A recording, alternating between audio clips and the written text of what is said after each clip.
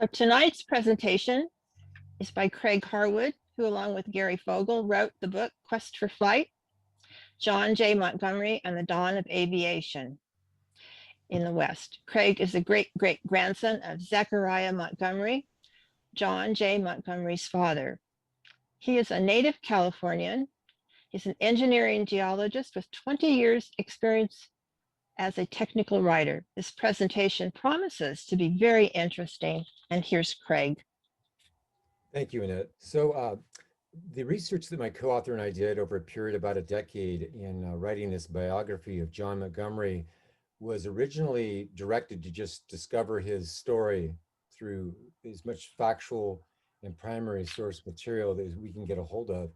But as we did this research, it led us into various directions we hadn't expected. And the outcome of it, the thing that I really value is that we discovered that in addition to Montgomery, many key players centered in the San Francisco Bay Area made pioneering contributions to the invention of flight. And this goes back to a period of time in the late 19th century when the larger society and the scientific community considered flight to be impossible. So these people who did this work in the Bay Area were true trailblazers. So this slide shows some of the key moments especially leading up to the turn of the century, where various activities were going. There were airship experiments. There was parachute jumping was invented here. Actually, that was a very popular sport for a long time, which a lot of people don't know about. And there were lots of ballooning activities, and eventually the first controlled airplane flights in human history played out right in the South Bay Area, it turns out. As I give my talk, I will lay out the case for why the Bay Area is one of the crucial cradles of aviation in the pioneering period in the world. And then I'll return to the slide at the end. And by the time I do that, you'll understand why I make that assertion. So starting with John Montgomery's personal story, when he was a boy, he heard about this inventor out of San Francisco called Frederick Marriott. And Frederick had an idea to build an airship that had propellers and a rudder on it. And it ran on, I think, a carbonic acid-based engine, a small engine. And the idea was that this thing could be navigated through the air by using the propellers and the combination of a rudder. So in 1869, this is only 4 years after the end of the Civil War, he built a small scale model of this craft, which is shown in the upper part of this photo, and gave an exhibition in an area that was called the Shell Mound Park in Millbrae. This same area now is San Francisco International Airport. So in 1869, he got this thing to lift off the ground. They had it tethered to ropes and they walked it around just to demonstrate the concept of how the propellers worked and how the rudder worked. And Montgomery was about 11 years old. His father heard about this exhibition was going to be given. So they went and visited and watched this. And this really fascinated John. This idea in the 1860s was completely visionary. It was truly science fiction to anybody in our society, just because of the state of the art at the time. There were hot air balloons that were used in the Civil War, for example, for the very first time in history. But nobody had taken it to the degree of a navigable balloon type lighter than air technology. So Frederick Marriott was far ahead of his time with this. He was unfortunately never able to get the finances together to build a full-scale model that could lift the weight of a man. So it was something that was eventually shelved, but it really stimulated a lot of discussion. So in the lower left of the screen here, this is an example of many magazine articles that were written. Fanciful illustrations tried to convey what Marriott was trying to do. Of course, it never did anything like fly high in the air over the bay, but that's what they're implying here. About a few years later, John, the family had a boarder living in their house who was an expatriate of Paris, and he had survived the Franco-Prussian War of 18 72 through 73. And during that war, the Parisians used hot air balloons to communicate with the outside world, which was the first time in history anything like that had ever been done. And John heard these stories from this person, a family friend. He was very fascinated by this. So his first introduction to this aerial realm was through lighter than air technology. And some of that was very visionary and not quite yet, it was not quite solved yet. He attended Santa Clara College initially, and then later St. Ignatius College in San Francisco. First bachelor's degree in 1879, graduated with a master's degree in 1880. And he studied under some two interesting professors, Joseph Neri, who is on the left of the screen, and Joseph Bema on the right. And these guys were scientists and mathematicians, and they did a lot of very visionary research, going very far afield in their own areas of study. And this idea, this very open-minded intellectual approach to science and mathematics was something that really rubbed off on John Montgomery, who was in his early 20s at the time. And they both singled him out for praise in his academic performance and thought that he would someday make quite a name for himself, which it turns out was quite prescient, as we'll find out.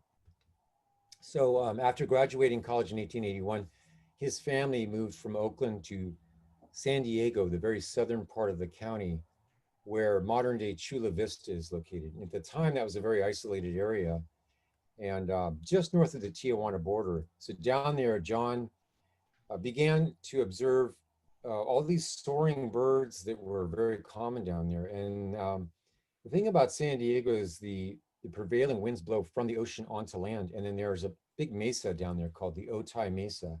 And as the wind comes up the mesa, the birds would take advantage of that and fly all day long back and forth without hardly flapping their wings. They would soar. And John watched this, and he really wanted to understand more about how this works, because technically these birds were heavier than air objects, yet they could fly seemingly all day long without flapping their wings. And so, according to the prevailing scientific theories at the time, heavier than air flight was impossible. It could not be done.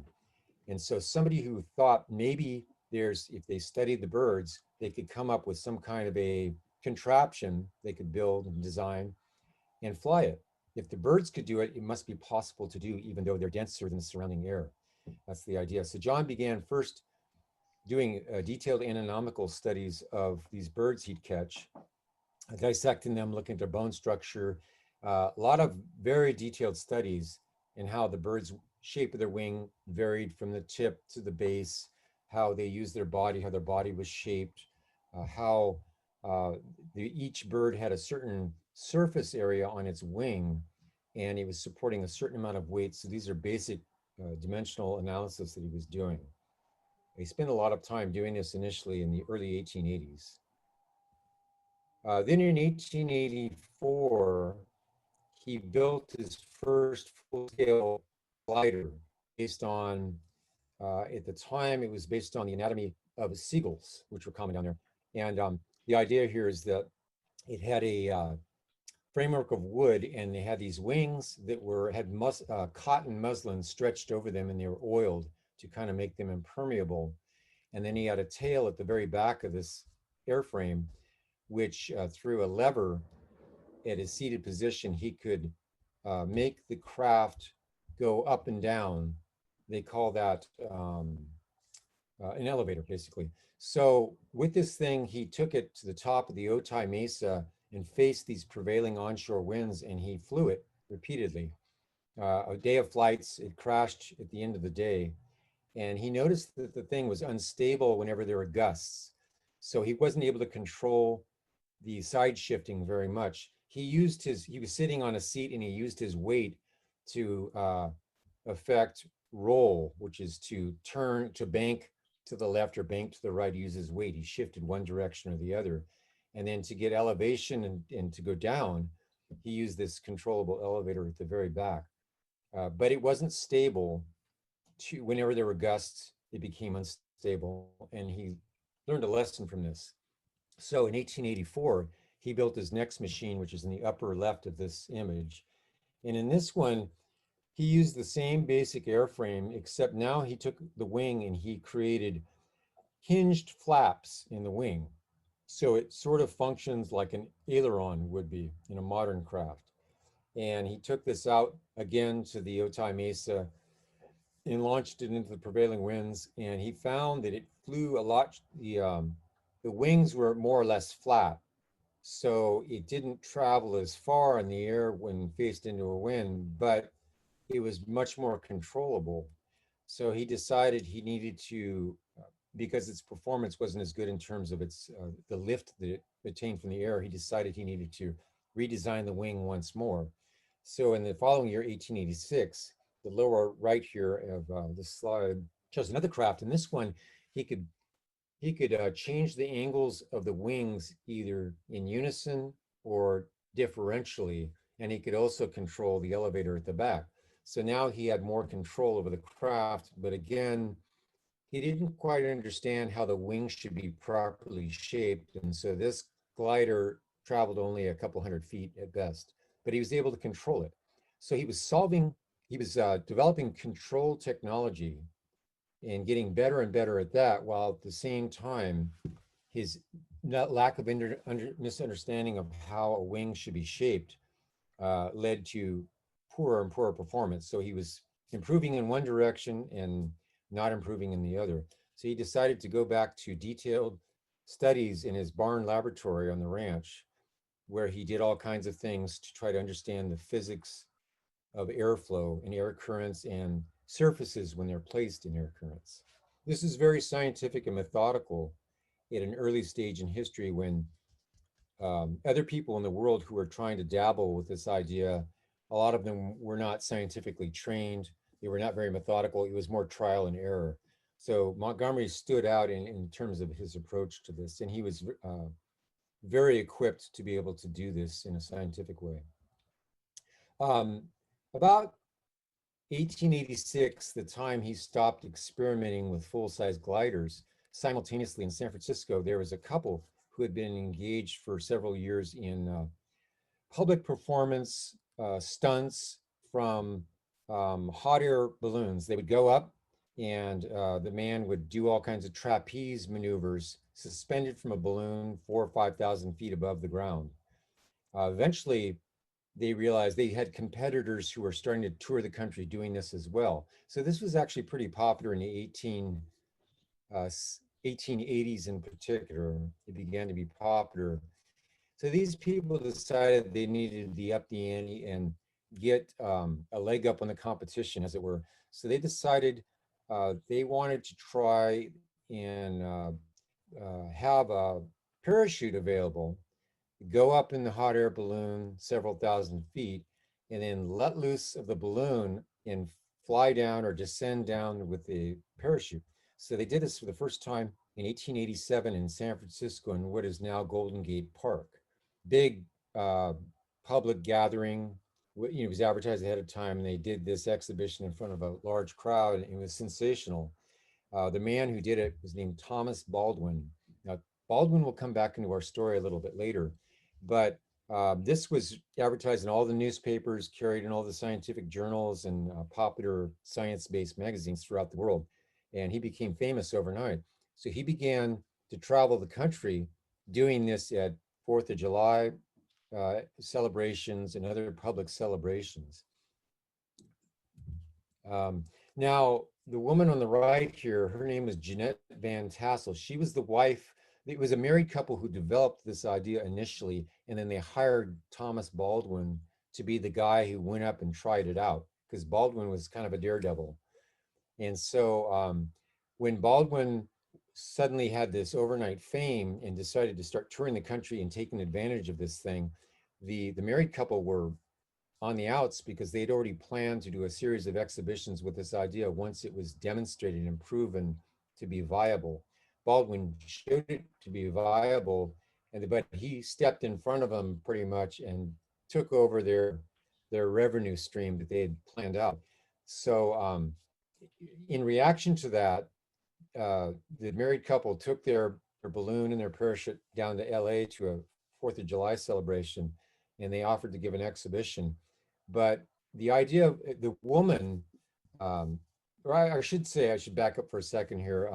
The committee who was in charge of the celebration balked at their proposal because Baldwin had already been through there about a month earlier and had done this public exhibition. So it seemed like more of the same thing. So Jeanette Van Tassel said, well, I'll tell you what, I'll do it. I'll go up and I'll cut loose and fly down in this parachute. And that was a really outrageous thing for a woman to do in that period of time. This is the late 1880s, and very sensational. So that word filtered back to the local sheriff, and they sent out a deputy to prevent this exhibition from happening. They were already starting to fill the balloon and getting ready to do this in front of this crowd. And they sent out a deputy.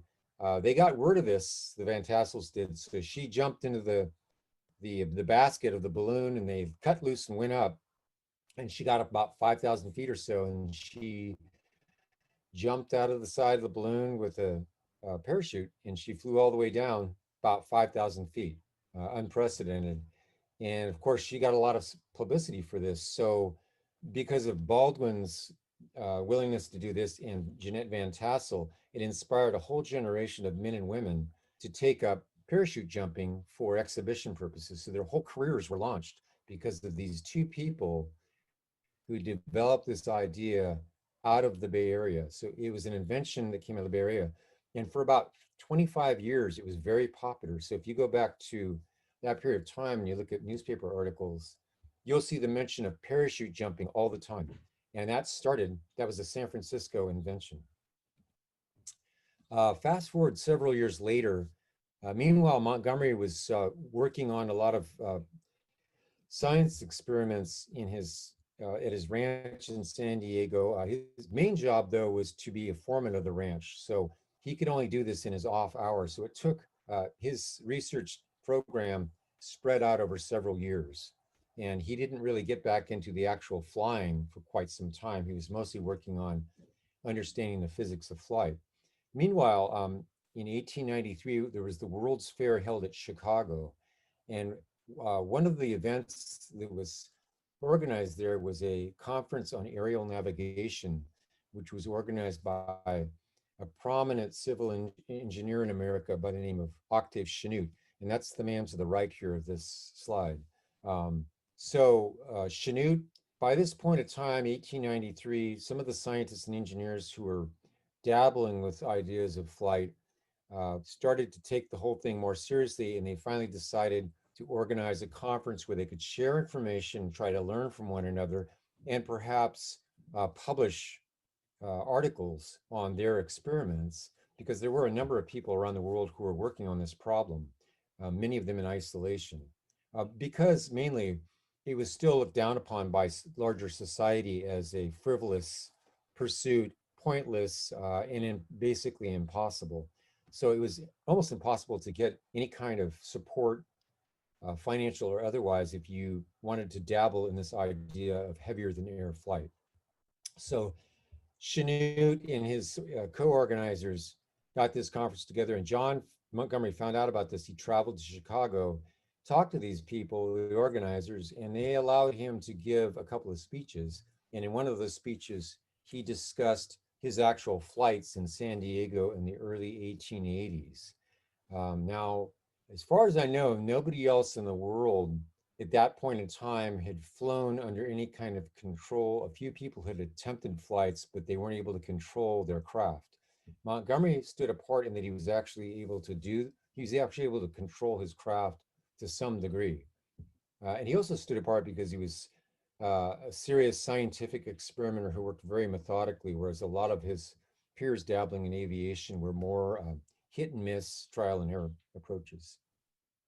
So Montgomery came, after the conference was over, he came back to California and visited some friends in San Francisco, and he was very encouraged by his interaction with these folks, and knowing that other people were following the same lines of thought and also thought that flight was perfectly possible. About that time, he was visiting with an old college friend in San Francisco by the name of Frank Cleary, and Frank had a younger sister named Regina. And John and Regina started visiting, and slowly over time they fell in love.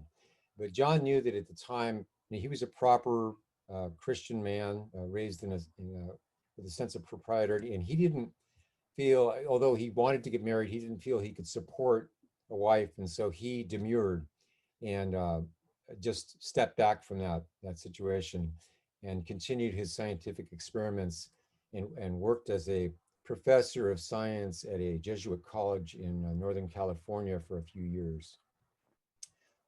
So coming up to about 1894, 1895, Montgomery discovered through all of his controlled laboratory experiments how lift on a wing actually happens. He figured it out in terms of math and physics. And it turns out there was another man in England who was working on almost identical lines at the same time. And happens over and over again in most major inventions, but it's particularly true of aviation. There's always several people in the world who are about at the same stage at the same time who may not be aware of one another's work. So there's no real sharing going on. So it hampers them, and there's no opportunities to get financial aid for their experiments. So they work alone, and they work under a lot of hardship to try and do this stuff because you do need some money for research and development. Montgomery was proudest of them all, working on a very modest instructor's salary at a small college in Humboldt County, Northern California. But the point I was trying to get at is that Frederick Lancaster, the man in England who was working on the same idea of how lift occurs, actually later received credit for that, even though Montgomery was working on the same idea at the same time and originated the same invention or same theoretical idea. About turn of the century, 1899, a wealthy Brazilian living in Paris, Alberto Santos Dumont, started working with airships. He had the money to do this. It cost a lot of money to work with airships. And he developed a series of airships and eventually got a very successful one, had a propeller at the back of it. It's filled with hydrogen gas. And he was able to give these public exhibitions, which were very widely publicized and really stimulated a great deal of interest in this idea of lighter than air flight.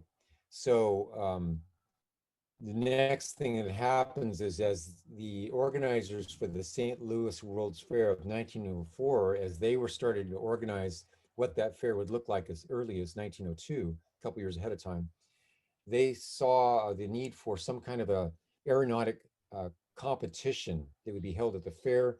It would be mostly ballooning and some airships, because people around the country now were certain people were starting to work on airships.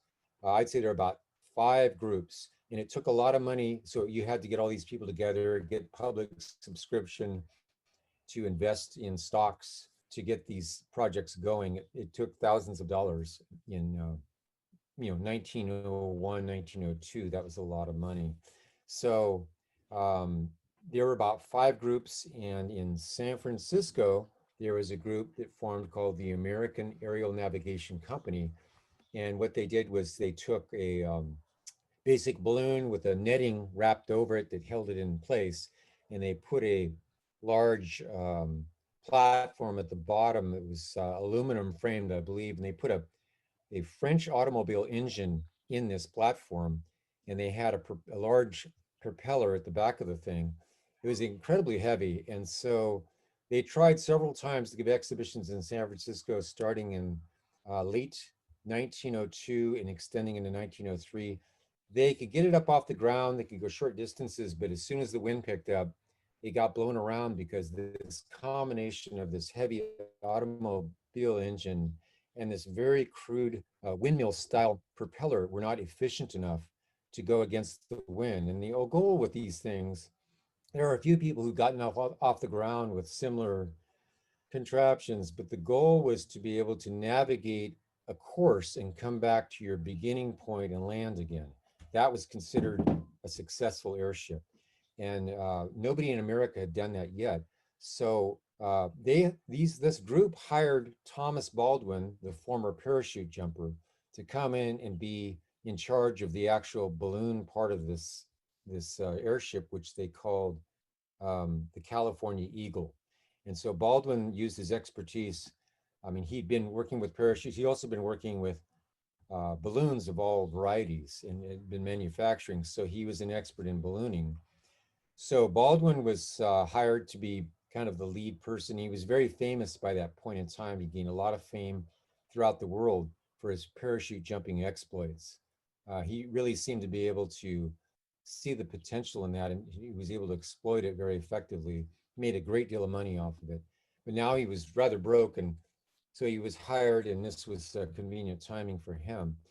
But when they finally got the thing up, they traveled around San Francisco for a while, but it was blown off course and it landed in the bay. But it got a lot of attention. It was reported in Scientific America, and feature articles were done on it in a lot of the other technical journals of the day and the newspapers. And you can find lots and lots of references to this if you go back in 1903, for example, and look at the newspapers. So this is a San Francisco uh, development and one of the first public exhibitions of an airship in America, if not the first. Let me back up for a second. One additional thing. While they were working on this thing, they went to a place in San Jose, which was called the Agricultural Park. That today is near where Race Street in the Alameda, kind of in that area of San Jose. I think it was called Hanchett Park later in time, so some of you may know what Hanchett Park is. But they had a glassed-in pavilion where they grew roses there. So they worked in the wintertime, they worked inside that glass pavilion to work on this thing away from prying eyes because they were worried about people stealing technology. And while there, by this point in time, John Montgomery was a professor of science at Santa Clara University, just a few miles away, quite coincidentally. Baldwin heard about Montgomery and heard that he had a great expertise in aeronautics. So he sought him out. And after over a series of visits, Baldwin realized that this guy probably knew more than anybody else he'd ever met about aeronautics. And he traveled all over the world, met quite a few people who were experimenters. So Baldwin finally proposed an idea that if they could build a flying machine based on Montgomery's designs and ideas, and they could lift it with the balloon up to elevation with the pilot in the aircraft, and then cut it loose and fly it in front of paying crowds, they could have a whole exhibition program around the country and make a lot of money. Montgomery would get half of that money for his further research and development, and Baldwin would get his half for managing the whole operation. So they entered into a contract and began working on the first full-size craft that Montgomery had ever attempted in probably over 20 years. So this was going to be putting all of Montgomery's, not only his earlier flight technology, but his theories about lift, how lift happens on an airplane wing. He was putting all of that together in one aircraft, and it would be lifted up by balloon and cut loose, and an aeronaut would be trained to fly it. So somewhere as they were building this thing, Baldwin suddenly had an excuse. He had to go to Los Angeles on business for urgent business purposes. So Montgomery was left at this ranch near San Juan Bautista in a remote area to complete the construction of the thing and then test it. So they did, and he would take the craft and lift it up using sort of a derrick arrangement, a couple of poles and some cables. They'd lift it up at the top of the steep hill. He'd get in it and they'd cut it loose and he'd fly it down the hill, and he found it highly controllable. So he was very confident and happy to see that all these ideas were coming together in one craft very well. He'd worked it all out in a very advanced state. So it looked very promising. So about this period, this is 1903, 1904. So the Wright brothers enter our story at this point in the history books. I'll get back to the Montgomery story in a moment, and you'll understand why I'm bringing the Wright brothers in soon. The Wright brothers had a certain background. They had no formal education. They had no formal science or engineering training. They had no experience in invention. They had no patents. As far as anybody can understand, they had no inventions at that point in time. They entered the field as high school educated businessmen and mechanics. That was their actual background. The history books tell us very differently, though. And so it was important for us in trying to get the truth of the story, to look into their background and just objectively determine what it was, and then try to understand how they got to this point where they claim to be the sole inventors of flight. And it's a really convoluted and fascinating story, and it plays right into our story as well. Um, if you go into the Wright brothers collection of papers at the Smithsonian, what you discover is that they had uh, data that was given to them.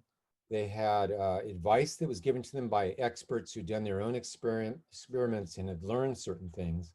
They did a lot of trial and error experiments, and they were basically given their basic airplane platform had already been invented by Octave Chanute. And that's what's shown in the top right photo here. Now, the bottom right photo is the Wright brothers 1902 glider. You can see there's the basic platform is identical to Octave Chanute's glider of 1900. So the Wrights took all this information, technology, and advice they were given, and they were able to go from what they were, which was totally unprepared to do some basic invention on this scale, and they transitioned into serious experimenters in a fairly short period of time. Uh, Also about this time, 1904, I started to tell this part of the story before the slide came up, but Baldwin Montgomery entered into a contract. Baldwin, just before they were going to start experimenting, he took off to Los Angeles on the idea that he had urgent business matters to take care of down there. And then uh, and after Montgomery started experimenting with it at this ranch and decided this thing looked viable, Baldwin shows back up in the Bay Area in San Jose with an airship under construction. He had, uh, while working with Montgomery, Montgomery had showed him experiments with what was a crude wind tunnel, and that's the upper left here. They put surfaces inside current and measure their aeronautical properties. And the idea is to, by doing this, they could systematically figure out what's the most efficient airfoil shape or wing shape. They also, on the upper right, this is a diagram Montgomery drew showing the physics of forces that are at play on a wing as it moves through the air. So he was understanding the physics. He exposed Baldwin to this. And at the same time, they built the first large scale Montgomery glider, and the first time in about 23 years. And it had, it's the lower photo here, obviously. It's a tandem wing craft, two wings on the same horizontal plane.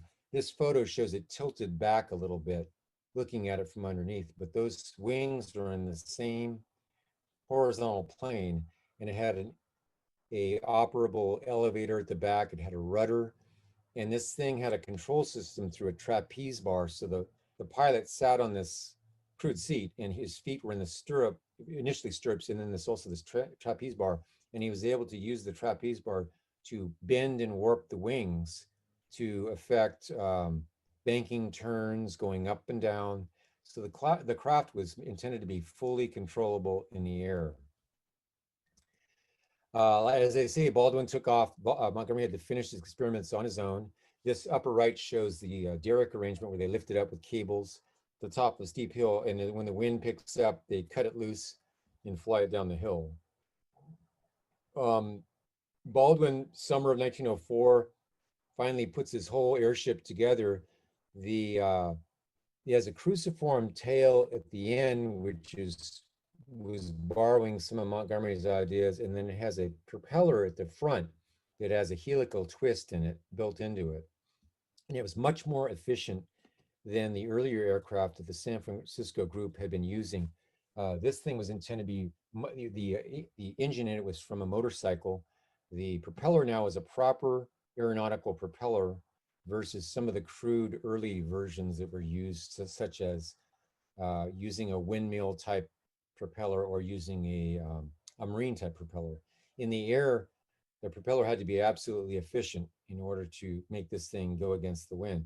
So Baldwin gave some exhibitions in the Oakland area, actually in Emeryville, but the his pilot went up and traveled all around over the Berkeley Hills, did a full circuit, and came back and landed. And that was the first time in American history that an airship had been fully controllable and demonstrated publicly and made a circuit and landed back at its original point.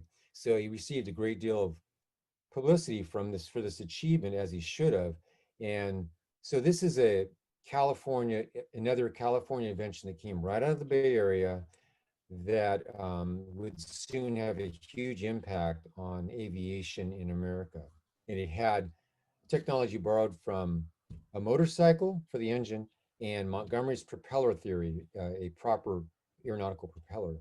And he borrowed other technology as well. He put it all into one craft. Here he is, this is Thomas Baldwin with his propeller. You can see how it has a twist built into it. And there is a fabric stretched out over the framework, and there are curved wooden, I think, spruce ribs inside the fabric, which give it a little bit of a curve. And it was very efficient.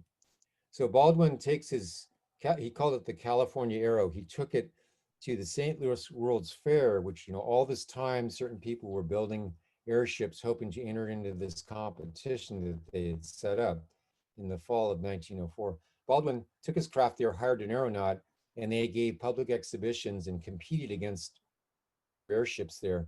And they won hands down every time they took this thing up, whether it was windy or not. They could follow a certain course and come back to their land at their original launching point.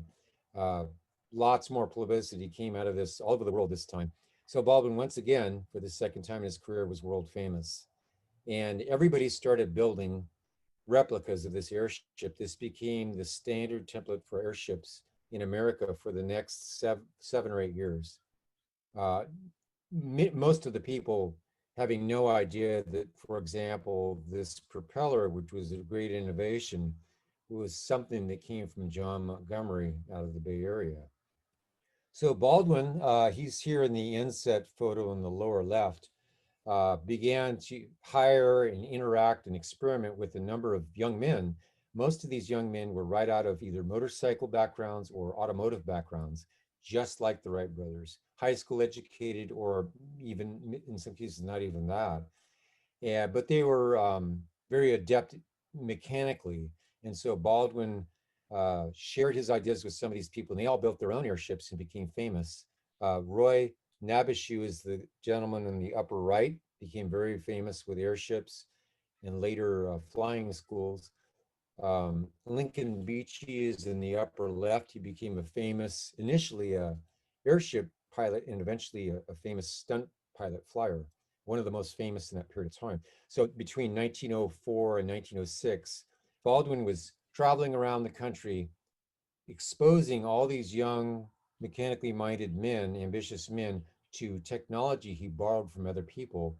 Montgomery was one of those people, and this propeller was a key development for successful airship technology.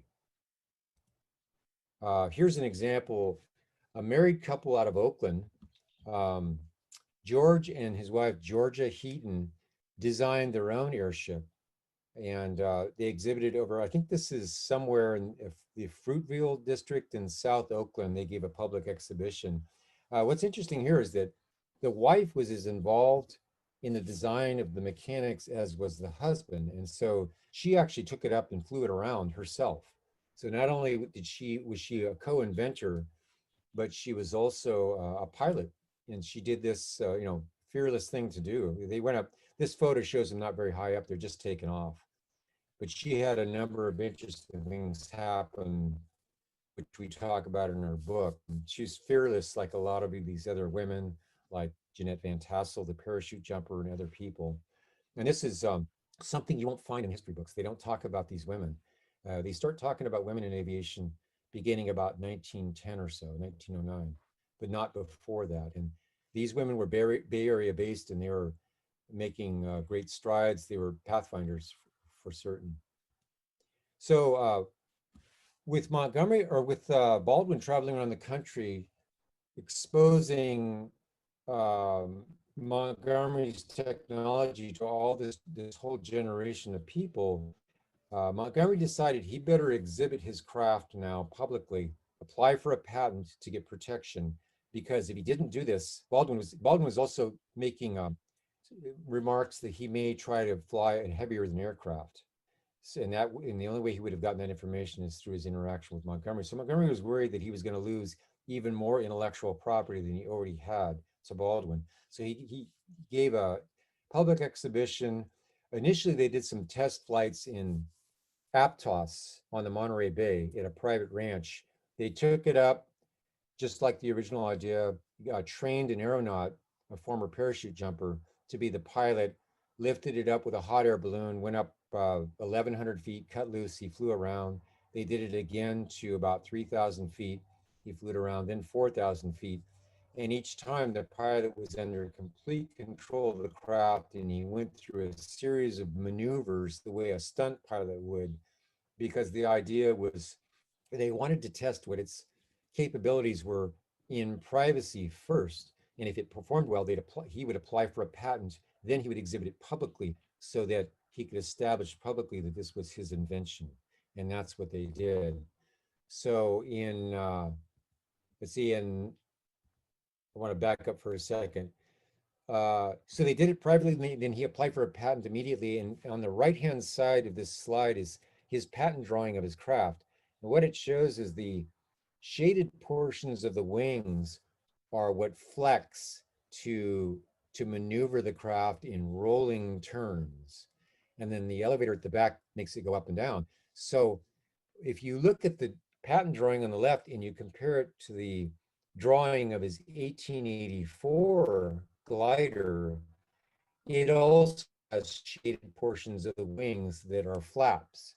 So what this is showing is that technology that Montgomery developed in the 1880s was later put into his patent in 1905. So this is a pioneering patent. Montgomery gave his first exhibition at Santa Clara College, April of 1905. For the first time in human history, fully controlled flight was demonstrated in front of hundreds of people. They did this several times throughout the Bay Area. They even did it up in Sacramento in the fall of 1905 for a big celebration. So people throughout the Bay Area had the luxury of witnessing fully controlled human flight for the first time in history. At this time, the Wright brothers were still working in secrecy, so they hadn't made any public demonstrations. They couldn't get recognition for that other than through limited friendships they had and advocates. So there's a lack of recognition for them at this point in time. Montgomery was receiving large scale recognition publicly, and this was advertised all over the world for these flights. These are just examples of newspapers from Europe. One, I think, is Washington, D.C. The rest are from England, Scotland. The next slide, we have German journals talking about this, two French journals talking about it. And I could put dozens and dozens of these things up there, but I'll spare you. You get the point, though, that it was he received broad recognition for this achievement, and it was quite sensational at the time. Nobody could say that they'd flown under full control. So as of mid-1905, Californians had achieved, well, on the right here, it shows the Baldwins parachute jumping from a balloon, very popular thing that he developed. And over here on the lower left, here's a very early, if not the first aeronautic, it was like a display of the latest technology and gliders and that kind of technology. Montgomery was given a whole section and was profiled along with all these other experiments, but he'd actually flown under full control at this point in time. So his work was unprecedented in terms of that full control. He's receiving credit for it on a national level. And then here in the upper left is a journal article talking about the best and most successful airship technology in the world. Most of those are military projects. Baldwin's California Aero is right in the middle. So as of mid-1905, Californians had major achievements in lighter than air technology and heavier than air technology. Those people, by and large, came right out of the Bay Area. As of the fall of 1905, the Wright brothers finally after a series of design changes, they finally got a craft that could fly reliably under control. So their idea was to now begin trying to sell the rights to it, sell licensing arrangements, manufacturing arrangements. For them, being businessmen, that was the background. They very much saw it as a business pursuit, which they wanted to get into, encourage a marketplace and develop it. And at this point in history, the only people who really would have been interested in such a thing were militaries who might use this for scouting purposes or reconnaissance purposes of, for example, enemy troop movements and positions. Uh, there was no real market for it as a sports type thing or much less transportation. That was out of the question. So the Wrights, in the fall of 1905, several months after Montgomery's public achievements, finally were able to fly the aircraft reliably. They were ready to start selling it. Montgomery also had, after doing a series of public exhibitions, he had plans to start a whole training program up in the Mount Hamilton area. He was going to build gliders up there and bring on students, and he would train them and then go out and give exhibitions. And he thought that might be a way to get some revenue going, because at this point in time, there really were almost no options for somebody who had some kind of successful flying machine. He was either military or not. So he even approached the American military about the idea of using his gliders for reconnaissance purposes, but they couldn't work out a deal. But important, he had all these backers who were going to help him start up this training program, and they were centered in San Francisco. Unfortunately, in April of 1906, the great San Francisco earthquake happened, devastated not only San Francisco, but the economy of Northern California for at least a few years. So his plans to get some kind of a training program going and getting all the funding for that were were quashed at that point, and it would take him several years before he had any other opportunities. So he once again began to do a lot of laboratory experiments. He wrote papers, he traveled, gave lectures, and got a lot of recognition for his expertise in the meanwhile. About this time, 1907, a very popular book, it was bestseller at the time, was called Vehicles of the Air, written by Victor Lockheed.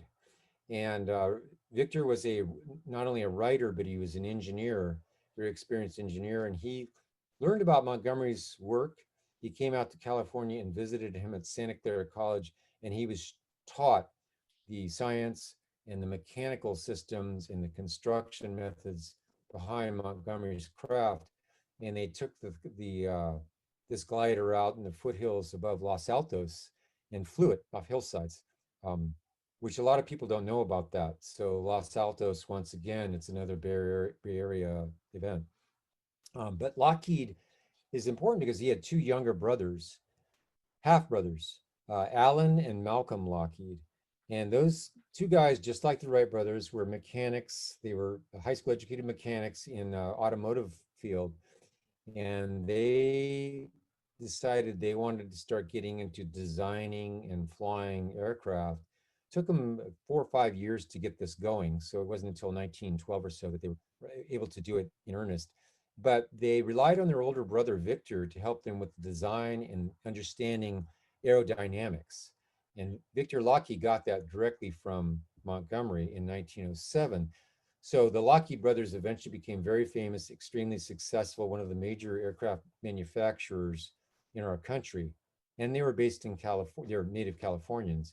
So once again, it's an example of Montgomery's work giving impetus to some of these members of this young generation who were mechanically minded and couldn't figure this stuff out themselves. They didn't have the scientific background, but they took advantage of it and used that as a launching point to do their own work. And there's many examples of people who started their careers, very successful careers in aeronautics, based on acquiring knowledge from Montgomery, either directly or indirectly. Here's just examples of how popular the California airship was in our society. They even wrote songs about it, believe it or not. I don't know what the song about the airship would be like, but some people thought it was worth writing a song about. They had used it for advertising purposes, and they're all basically the California Aero uh, facsimiles. They also had airship competitions, and the photo in the middle is one where there's three replicas of the California Aero all competing with one another. So this was still, as of 1907, the standard for American airships, using Montgomery's ideas for propellers. 1907, a group of people got together under Alexander Graham Bell, and Glenn Curtis was their chief engineer. He's a former motorcycle guy and motorcycle manufacturer. Also, like the Wright brothers, high school educated, mechanical minded. And they formed a group. They started experimenting first with gliders, and they hired Thomas Baldwin to come in and advise them how to build gliders so they could learn how to fly first with gliders. And then they were intended to go into powered aircraft after that. So Baldwin used his knowledge of Montgomery's construction techniques in order to build them gliders so that they could learn how to fly. And they soon eclipsed everybody else's work. Glenn Curtis in particular became very famous with his first powered aircraft. 1908, the Wright brothers, after several years of trying to pitch their technology, they emerged from obscurity and they began a very aggressive campaign to exploit the business potential of powered aircraft. They were working with the US Army to try to get them to buy one aircraft. They've been working with French syndicates to get manufacturing and licensing rights. They set up training programs where they were for hire to train people who wanted to learn how to fly, usually wealthy sportsmen in Europe. So they had a very comprehensive campaign public relations campaign to assert that flight was their personal invention in a very comprehensive way, and that anything out there that was flying was using their technology. When they flew their aircraft, it was by definition, the first flight of the first airplane. They invented the airplane. And so it's a very unrealistic version of how something like aviation unfolds in history. It doesn't work like that. There's always a lot of parallel invention. There's serial invention as well, where people take other ideas and improve upon them. And the Wright brothers did a little bit of both. They received a great deal of impetus from other people's work, which once they started this public relations campaign to exploit the business potential, they refrained from mentioning all the help they'd received in the earlier technology that they had borrowed and in some places improved upon. They also, see, I'm sorry, I'm just accidentally jumped ahead. They also, along with these business arrangements they were doing now, they began a public relations campaign where they were giving interviews, they were writing articles, they were being quoted a lot by journalists because they, flew in France in 1908 and became very famous for that. They were far ahead of everybody else as far as powered flight.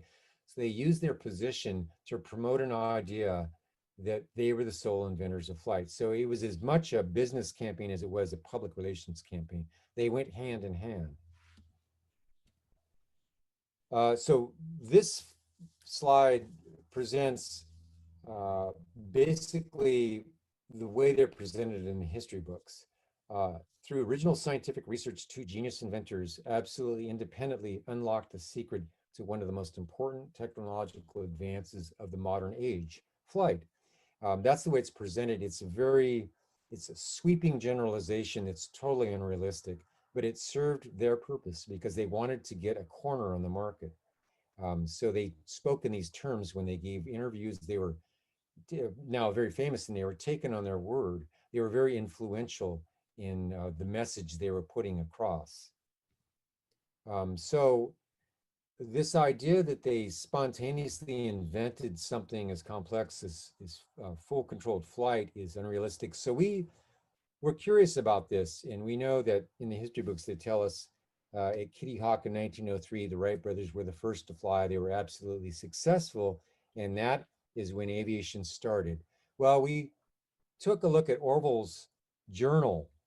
He kept in that period of time where he's recording their flights and what's their experiments and what's going on. And what you find out is in December 17th, this famous date in history, his descriptions of their flight experiments are that their craft barely got above the ground. It traveled just above the sand dunes, and it was uncontrolled. They weren't able to control it. It was pitching upward and downward, and each time they flew it, I think it was 3 out of 4 times, it crashed eventually after a few hundred feet or several hundred feet. They were never able to sustain any long flights. They were never able to fully control the craft.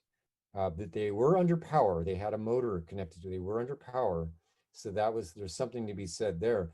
But over time, their story about what it was achieved there was added onto and embellished over and over. And as they became immersed in this public relations campaign 4 or 5 years later, they made it appear as if it was fully controllable, it was fully sustained flight, and they used that to promote the idea that as early as 1903, they were the ones to invent flight, and it's not true.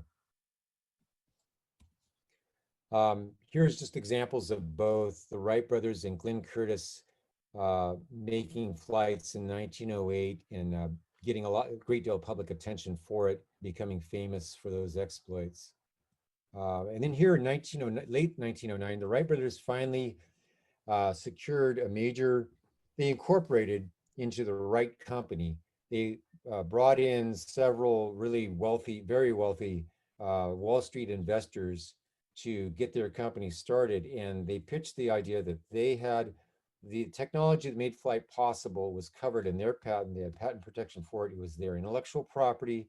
And they were fully intending to go out and suppress their competitors who were trying to fly. And there were some out there who were flying, the French, several French, Glenn Curtiss in America, and a few others. And they were doing it without using the Wright brothers technology. But the Wright brothers were putting it out publicly that it was all about them, it's all about their technology. And they even went to the point of saying that society has a moral obligation to recognize their work and credit them for their work. And it was kind of a convoluted version of the actual story. The elephant in the room is, like I say, this is not the way invention happens in a field like such a basic field like aeronautics. Here's examples of a group in Europe who wanted to get into flying. And so they started with making gliders, and they did research and they found 3 or 4 different approaches that they thought were the most promising. And the lower right shows a glider they built inspired by Montgomery's craft. It wasn't exactly identical to it, but they found that it gave the most lift for that kind of craft. It had 2 wings, and they flew it numerous times. This is steep hillside leading up to the Alps it's in Switzerland. So at the top of the hillside where they launch it from is in Switzerland. The bottom is in France. So the idea, they had a competition. If you could survive your flight and land at the bottom of the hill, you'd done an international competition. Somehow they were able to do this without hurting themselves. So nobody had to have a funeral in France, but they all agreed that the Montgomery design was the most promising. So they turned around and built an early version of a sailplane based on the Montgomery design. They called it the Geneva, and they offered it up for sale. And this is out of Austria.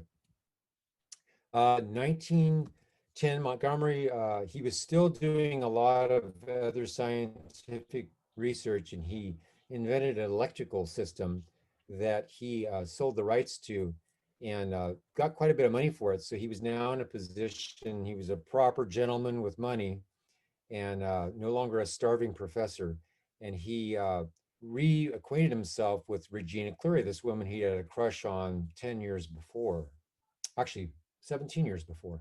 So they met up again, and now he's a proper gentleman. He can support a wife. So they courted, and they married in July of 1910 in San Francisco. And Regina really encouraged him, now that he had the finances together, to get back into actual flying experiments and building aircraft. So John, over a period of months, did that, built this craft here, which is interesting because the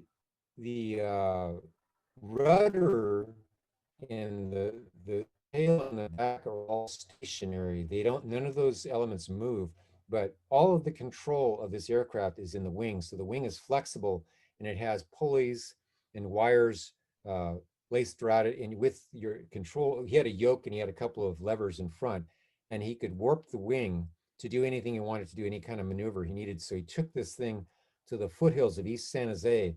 Now, this is right behind the hillside behind where Evergreen Community College is right now. Back then, there was no college there. It was a very remote area, actually, just some ranches. And it was called the Evergreen District of San Jose. So for a couple of weeks in October of 1911, they went out there and experimented. He hired a pilot and a mechanic. This is Montgomery himself flying his craft, bringing it down for a landing in the grass. And they did a number of flights. They were very successful. And this was a great advance for him. And he had plans to potentially manufacture this through a company out of Chicago. However, one afternoon he took off. They had this thing on a little track that would come down a steep hillside, and that would build speed and therefore lift, and it would lift off the track and he'd fly it down through the small valley. As he lifted the craft off in one flight attempt, he hit a gust of wind unexpectedly, threw him off balance, and he lost control of the craft, fell about 25 feet onto it's that really hard adobe clay that you get in the Bay Area in so many places. It's almost, when it's dry, it's like a rock. It's like concrete. He fell the 25 feet down, and it was enough. He received internal injuries, and in about 3 hours later, he passed away from his injuries. Very sad outcome of what was otherwise a great thing for him and a real shot in the arm for his career. His wife was with him at the time. She'd been camping out there with him, and it was very tragic for her because it was only less than a year since they'd been married. However, what was nice about it is that a lot of the prominent scientists in the West and other parts of the country came out, and some of these people had never really spoken about Montgomery publicly previously, but they eulogized him and wrote articles for some of the popular journals and established resolutions from a number of large organizations. So he was recognized from a lot of his peers as being one of the true pioneers, if not, some people called him the father of the airplane. So then our story takes a little bit of a twist here, and it gets controversial. So about 3 decades after Montgomery's death, I should say that the Wright brothers were well aware of Montgomery's personal story and his achievements, and even something about his technology. They were well aware of his flights.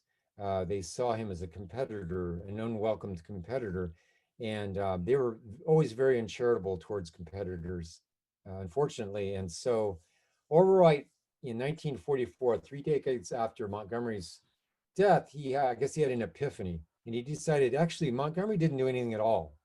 The claims about him flying before 1900 are false, and it's all part of a delusion that some author had conjured up to try and elevate Montgomery to some artificial position of importance. What's interesting about that, well, a couple things, but the main thing is that he was well aware of Montgomery's story for decades, but he chose over 3 decades after Montgomery's passing to suddenly make Montgomery controversial. And because Orville Wright was a very influential person at the time, very, very famous, he was a household name.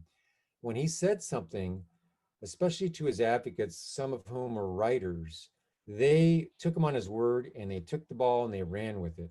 So the literature from about 1946 onwards, suddenly there's a new element about Montgomery in the literature where he's controversial, and everybody should look askance of any claims about him.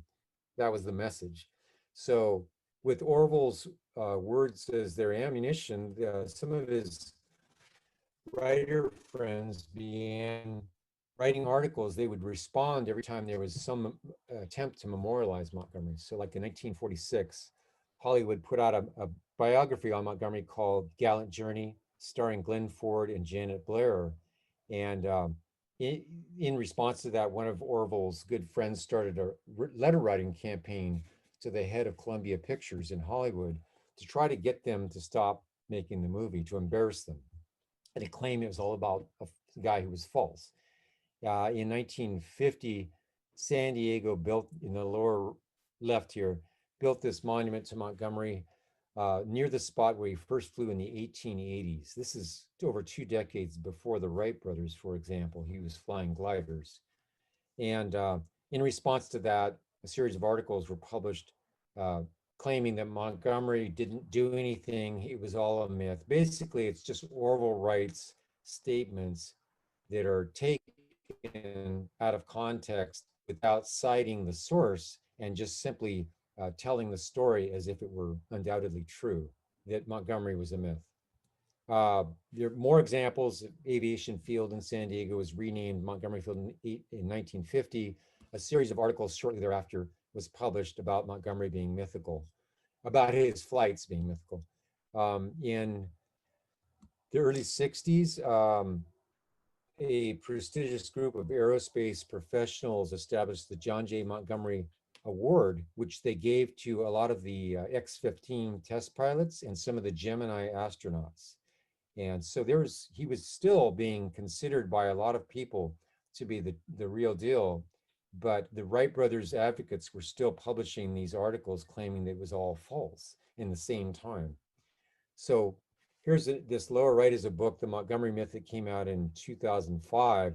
So this has gone on and on over time. And so here's the slide examples of how on the left side of the screen are certain things that are done to memorialize Montgomery. On the right side are responses from the Wright brothers advocates to try and change the story and distract from the actual truth of the story. This has gone on decade after decade after decade. It's a whole phenomenon. So Montgomery was made controversial post-World War II, and that was carried on for many decades up to the present day.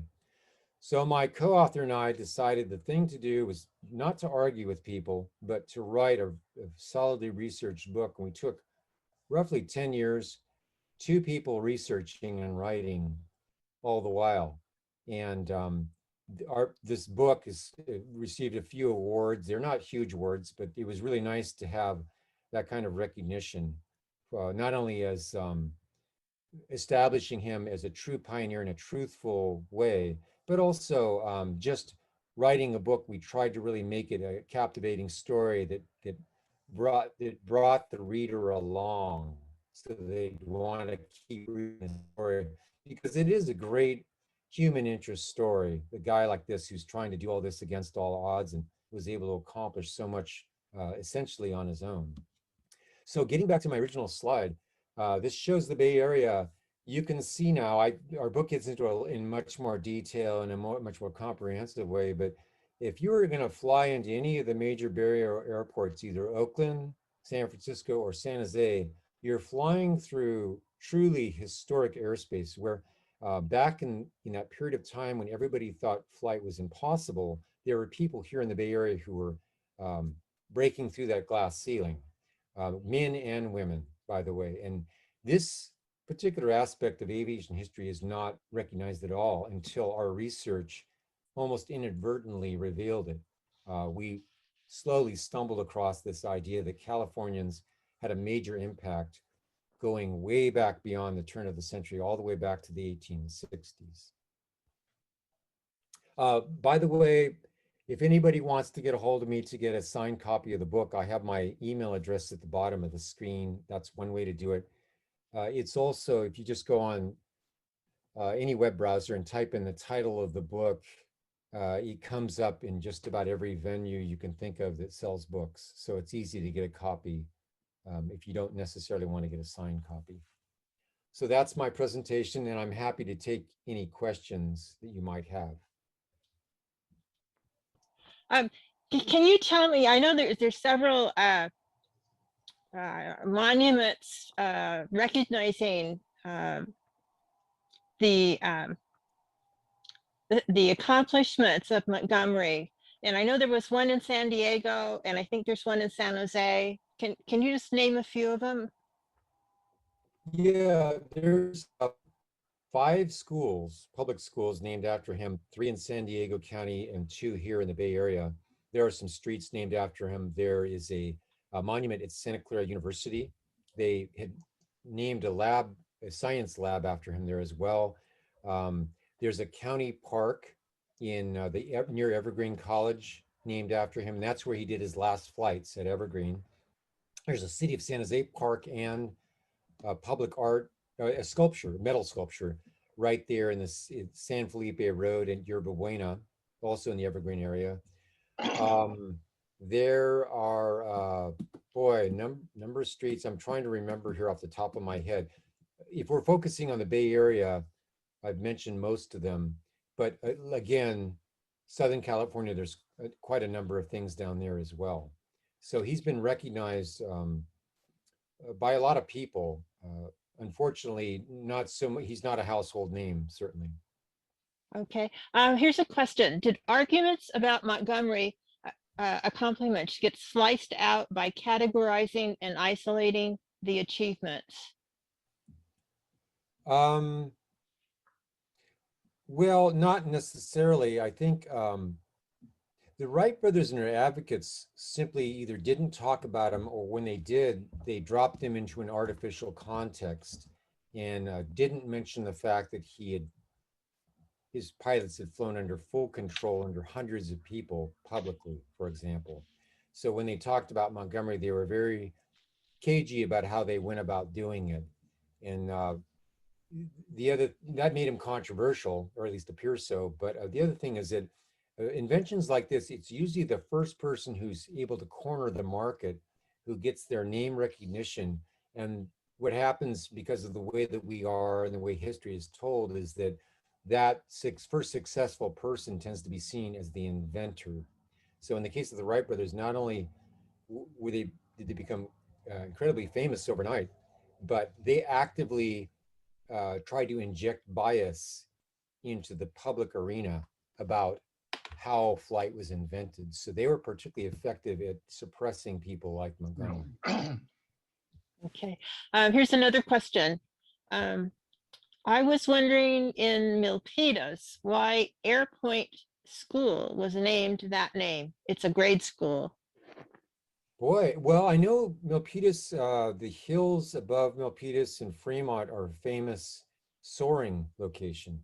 And it might have to do with that. I don't think that it's named after Montgomery. I think that's just recognizing the local aspect of being such a great center for gliding and soaring. Okay. Here's somebody that says, is there a working model of his early aircraft? There are several. At the Hiller Aircraft Museum in San Carlos, there are 3 different craft replicas. Working, there's one that's down in San Diego that's actually a working model. Most of these are true replica. They're built in the true spirit. The technology is all there. I don't know how many people have actually tried them, but I know some people have flown Montgomery craft in the past that they've built. So over the last 100 years, there have been, I don't know, probably 12 to 14 craft that have been built, full-size craft have been built with all the control systems in them. Here's another one. There's a monument in the Evergreen at Yerba Buena Avenue and San Felipe. Do you know who got the monument in place? Dave Cortese was the supervisor who sort of spearheaded that.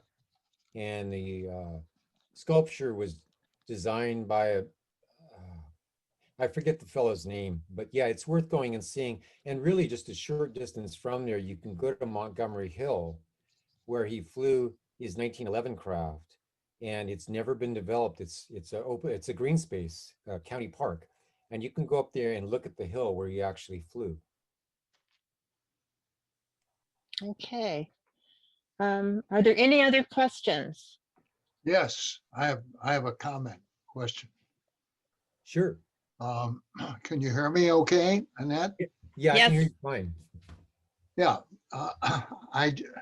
I've read David McCullough's book on the Wright brothers twice. In fact, just recently. And from what I can understand, given the time frame, that is the turn of the last century, there was competition, and it was big time. And the Wright brothers were very conscious about losing, patents, etc., on what they created, which was powered heavier than air flight. And they were able to demonstrate that in the US on a limited basis, but had to go to France, Paris actually, to be able to demonstrate powered flight controlled. They actually flew in Paris in and around the Eiffel Tower.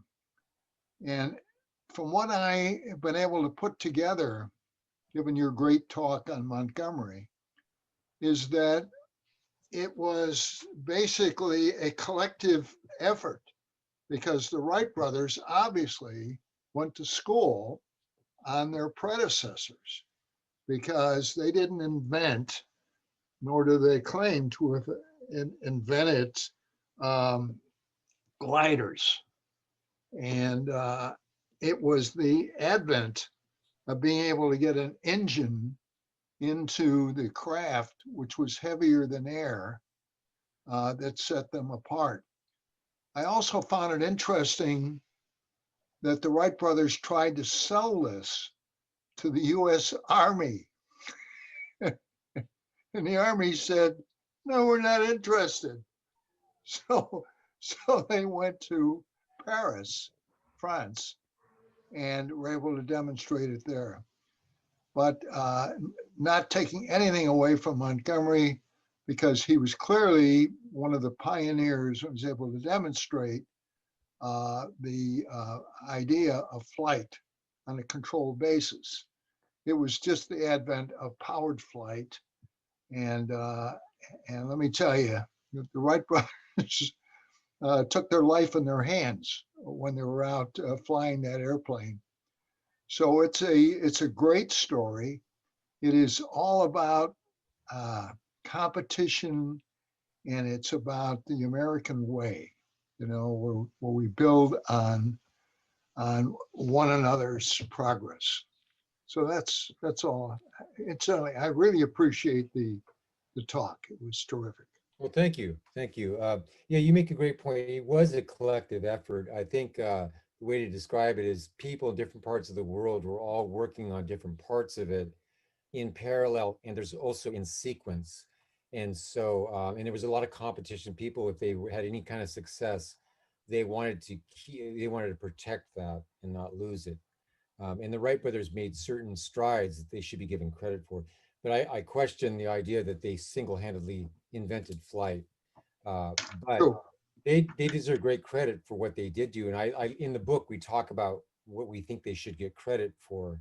And they were leaders. They were far ahead of everybody else for quite a while. And they were brave enough to try it out themselves, as were a lot of these other people.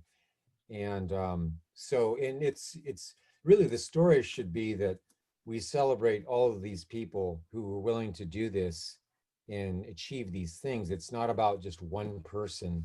It's about all these people. And what's great about it for me as a Californian is that so much of this story plays out in the Bay Area, right in our backyard.